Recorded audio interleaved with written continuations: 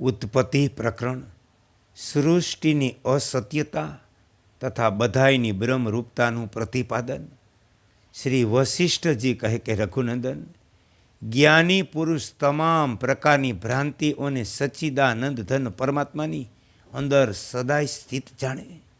તેથી વાસ્તવમાં બધું જ સર્વ સ્વરૂપ અજન્મા પરમાત્મા છે. આ પ્રમાણે પરબ્રહ્મ પરમાત્માની સર્વરૂપતા તેની ક્ષમતા છે.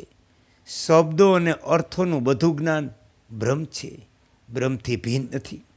જેમ કંકણનું રૂપ સુવર્ણથી અને તરંગની સત્તા જળથી કદી અલગ હોઈ શકતી નથી, તે જ પ્રમાણે જગત પરમેશ્વરથી અલગ નથી.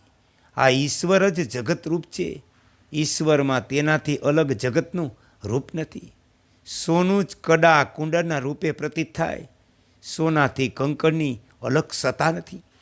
જેમ સ્ફટિક શિલાની અંદર ભેદ ન હોવા છતાં તેમાં પ્રતિબિંબિત વસ્તુઓમાં ભેદ દેખાય, તે જ પ્રમાણે સચ્ચિદાનંદ ધન પરબ્રહ્મા અભિન્ન રૂપે સ્થિત જગત ભેદયુક્ત પ્રતીત થાય.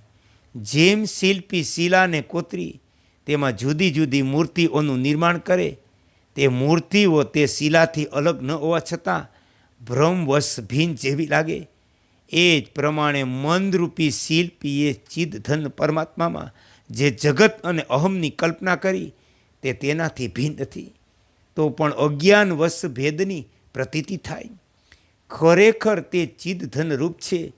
જેમ તરંગ વિનાના જળમાં તરંગો સ્થિત છે, તે જ પ્રમાણે પરબ્રહ્મ પરમાત્મામાં સૃષ્ટિ શબ્દ અર્થથી શૂન્ય સૃષ્ટિઓ સ્થિત છે.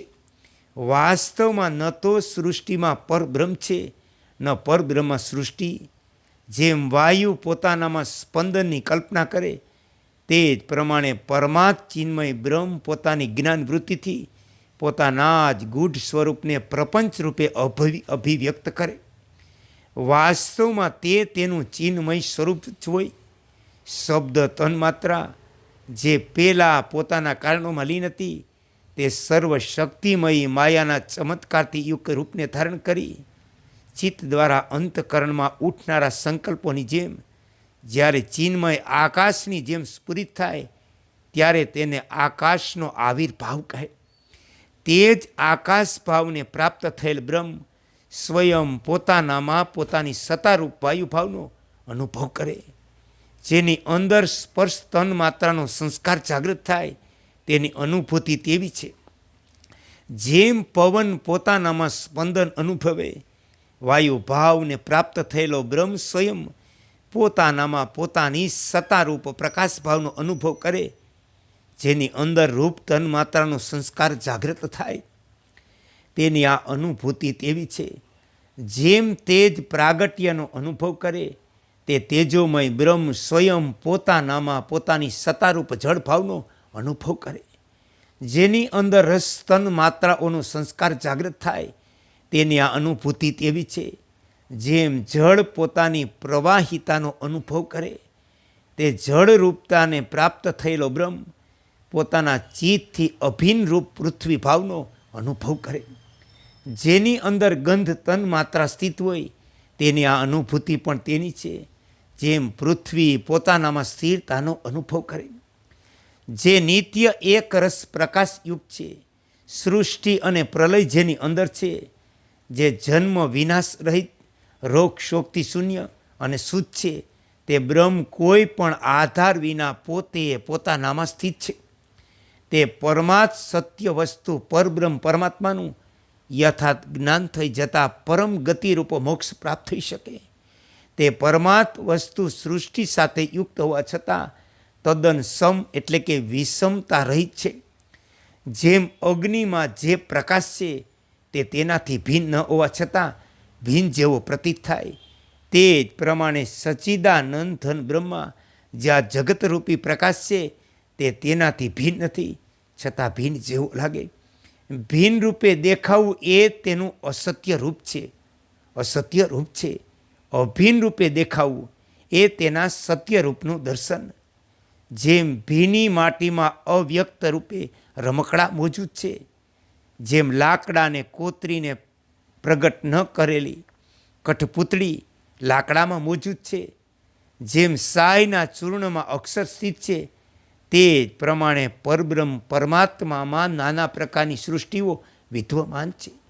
જો કે બ્રહ્મ તત્વની મરુભૂમિમાં ત્રિલોક રૂપિણી મૃગ તૃષ્ણા અસત્ય છે, તો પણ માયાવશ સત્ય જેવી પ્રતીત થાય.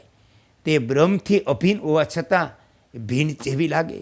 જેમ દૂધની મીઠાશ, મરચામાં તીખાશ, જળની તરલતા અને પવનનું સ્પંદન તેનાથી અલગ નથી, તે જ પ્રમાણે પરબ્રહ્મ પરમાત્મામાં સૃષ્ટિ અનન્ય ભાવે સ્થિત છે. તેનાથી ભિન્ન રૂપે તેનું કોઈ અસ્તિત્વ નથી. પરમાત્મામાં લીન થઈ તે ચિહ્ન માત્ર સ્વરૂપે સ્થિત થાય. પરમાત્માનું પોતાનું જ સ્વરૂપ ધારણ કરે. કોઈ પણ વસ્તુ ક્યાંય અને ક્યારેય ન તો પ્રગટ થાય, ન લઈને પ્રાપ્ત થાય. બધું સુંદર શિલાના ઠોસ સ્વરૂપની જેમ શાંત, અનાદિ, નિરાકાર, સચ્ચિદાનંદ ધન બ્રહ્મ જ છે. જેમ જળની અંદર ગુપ્ત અને પ્રગટ રૂપે તરંગો વગેરે રહે છે, તે જ પ્રમાણે જીવમાં જાગ્રત, સ્વપ્ન, સુષુપ્તિ વગેરે શક્તિઓ ગુપ્ત અને પ્રગટ રૂપે વિદ્યમાન રહે.